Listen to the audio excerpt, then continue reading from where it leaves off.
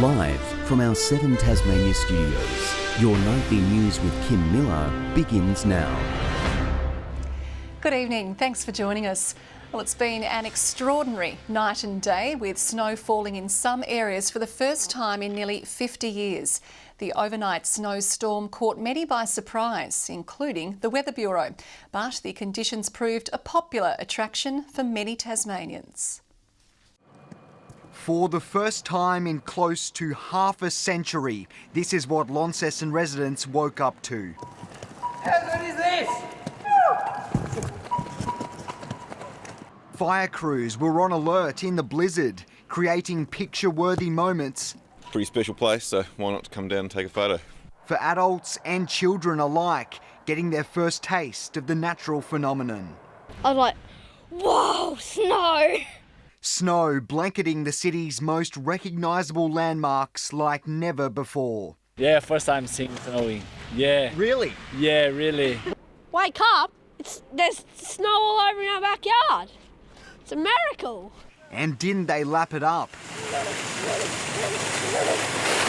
With a number of the state's top ski resorts currently closed, this keen pair of snowboarders had to improvise on the slopes of City Park.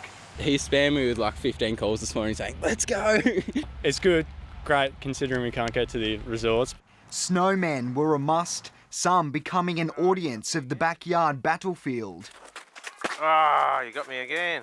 However, many kids never left home. 13 schools across the state closed, including West Launceston Primary, which plunged into darkness. Given the amount of snow on our site and the fact that there was no power, we were advised not to open. Outer suburbs like St Leonard's, Lagana and Riverside were also peppered with powder. Jumpers came on, some still braved shorts. In terms of snow settling here in Launceston, up until now, in the middle of the day, we haven't had to deal with that before. Though it wasn't just humans basking in Mother Nature. Even an emu, the emblem of our coat of arms, given its own winter coat. The weather gods giveth and the weather gods taketh away. By mid-morning, the snow had melted, but forecasters say there could be more to come. It will stay fairly cold during this week though, and we are expecting that there will be quite significant snowfalls about the mountains. A day young and old will never forget. Garth Burley, 7 Tasmania News. And while the north received its time in the snow, so too did much of the rest of the state. The conditions causing damage and mayhem. Authorities dealing with multiple crashes, stranded drivers and destroyed property.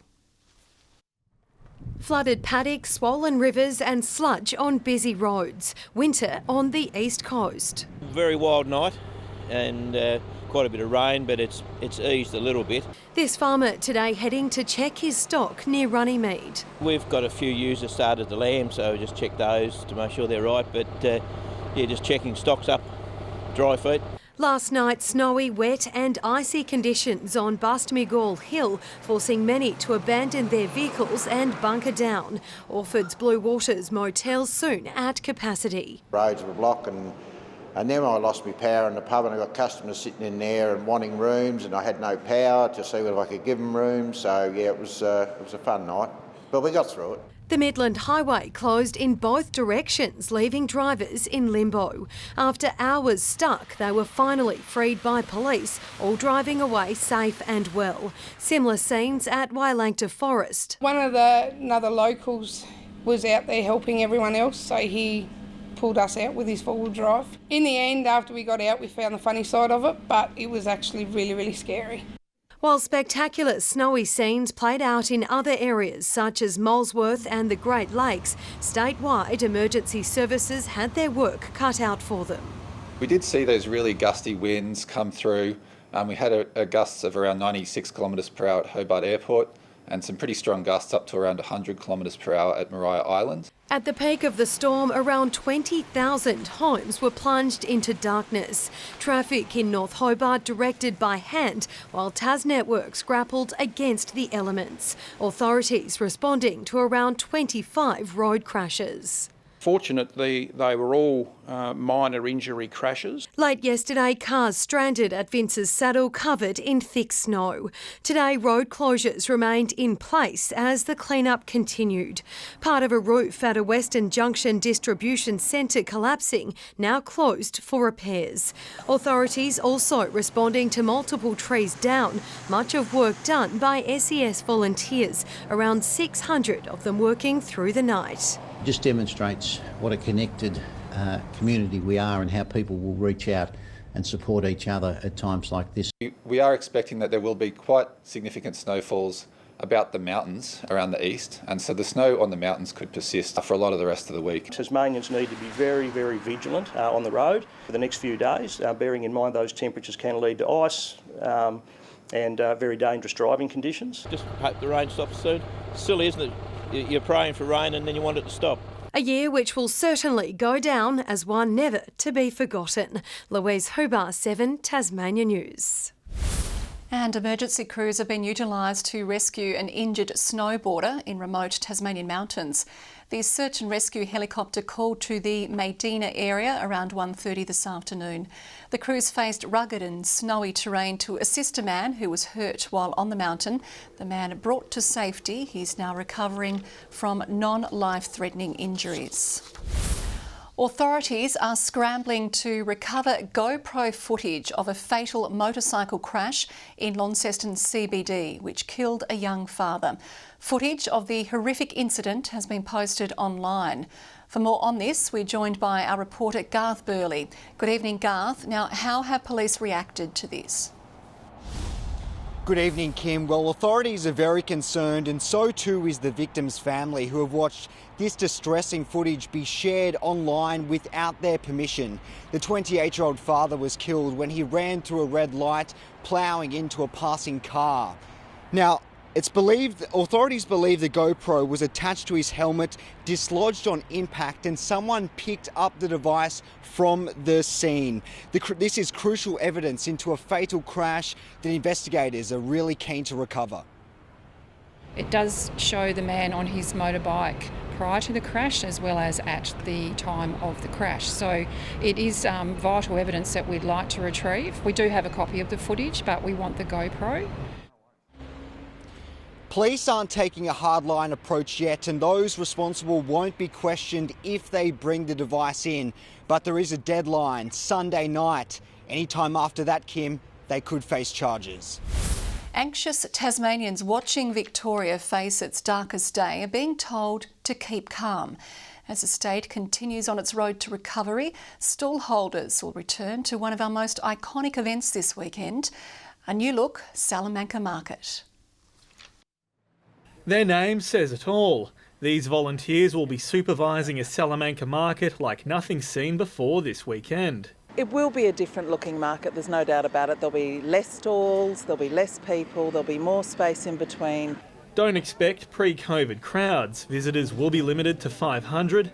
The return of stall holders and some sense of normality is a small glimmer of hope as Tasmanians nervously watch the nightmare unfolding in Victoria. What's occurring in Victoria will trouble many people, but we are not Victoria, we are Tasmania and we are in a good place. His message today, keep calm. Our freight lines remain safe, but learn from mistakes made elsewhere. The lesson that Victoria has learnt is do not go to work if you're unwell. Labor has again attacked the list of essential workers allowed into the state. And we know that a lot of the people that have been allowed to come to Tasmania, we have those skills here already. We have joiners, we have plasterers, we have carpenters, we have bricklayers. Since July 16, 11 essential workers have arrived from Victoria. Authorities insist the threshold is high. For example, there is equipment at the hospital that can only be fixed by someone from Victoria, or critical infrastructure, for example the NBN. They've also revealed more than 30 people have been charged for breaches of hotel quarantine. Sean McComish, 7 Tasmania News. Australia's new icebreaker, the Noyena, is on the move on its way to the Netherlands for final commissioning and sea trials. The ship, which will replace the long-serving Aurora Australis, is one of the world's most advanced scientific research vessels. It's now being towed on a month-long 7,000-kilometre journey from its Romanian shipyard to a Dutch port to avoid the escalating coronavirus pandemic. What that meant was that there was a significant amount of travel restrictions placed on travel within the European Union and especially into Romania. So it restricted our access to original equipment manufacturer test and trials personnel. The Noyena, which was designed to break ice more than 1.5 metres thick, is now expected to arrive in Hobart in the middle of next year. Good Samaritans have saved a fisherman after his vessel struck rocks and sank near Cockle Creek. The rescue helicopter was unable to reach the 55-year-old at Fisher's Point, but locals swung into action, reaching him by boat. That's terrific that they can help out in those conditions, in rescues, when it's particularly rough and difficult conditions. The man made it back to land cold and wet, but was otherwise unharmed.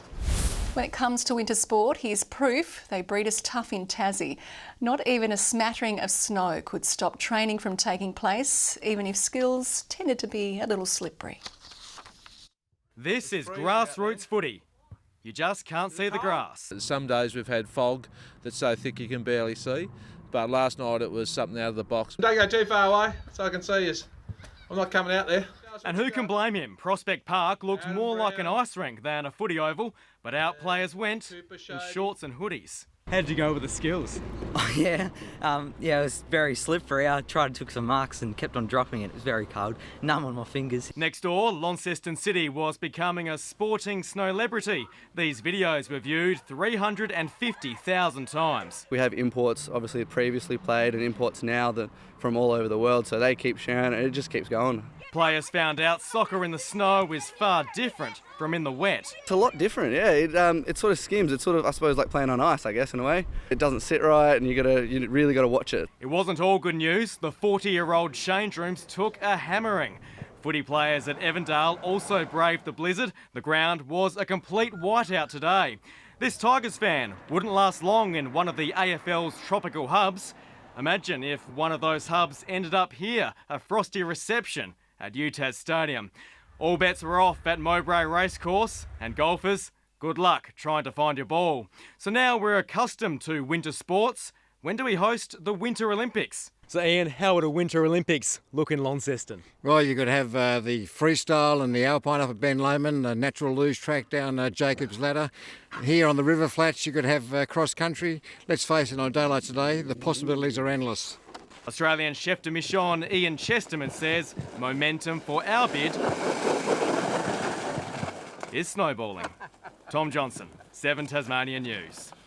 The Port of Burnie is on the lookout for a builder to complete a new $40 million ship loader. The current structure helps export the state's mineral resources, but is now 50 years old. Tasrail has now put the project out to tender. It's hoped construction will begin in the middle of next year and finish in 2022. Sue Hickey's electorate office is overflowing with lingerie, and for a good reason. A week ago, the Liberal MP put a call out for new underwear to give to women facing homelessness, and the response has been big. There'd be several hundred bras, several hundred G-strings, underwear, knickers, all sorts of things. We've got Spencer's, we've got beautiful lingerie. Donations are still being accepted and will be distributed by the Salvation Army. A Northern bomber has escaped suspension after facing the tribunal in his very first game for the club, while Lauderdale is choosing words carefully ahead of this week's grand final rematch. After starting the day looking like Arctic Park, here's proof the new drainage at UTAS Stadium works. Luckily for North Launceston, they won't be drained of talent. NTFA recruit Jacob Lasky managed to overturn a one-match ban for making high contact at the tribunal. He played a pretty good game on the weekend, admittedly a lot different to NTFA footy, so he's got some areas to work on. Someone else moving up to the TSL from the regional leagues, Daniel Willing. His back-to-back flags coaching Lindisfarne saw him poached by Darren Winter. Willing is open to the idea of becoming the next head coach. It's a conversation I had with Windy when we sat down. I said, let's go and have a year and see if that's something that I want to do down the track. Lauderdale looked a far more polished unit on the weekend, but inaccuracy cost the Bombers dearly against the Blues. For this week's grand final rematch, Lauderdale isn't leaning on the word revenge to fire up its charges. Instead, remember. Just don't forget that we've lost 3 grand finals to them. And at some stage, we've got to get our own back. I thought they played really well on the weekend. Stiff not to win, and they'll get up for this weekend with us, but I'm sure. Tom Johnson, 7 Tasmania News.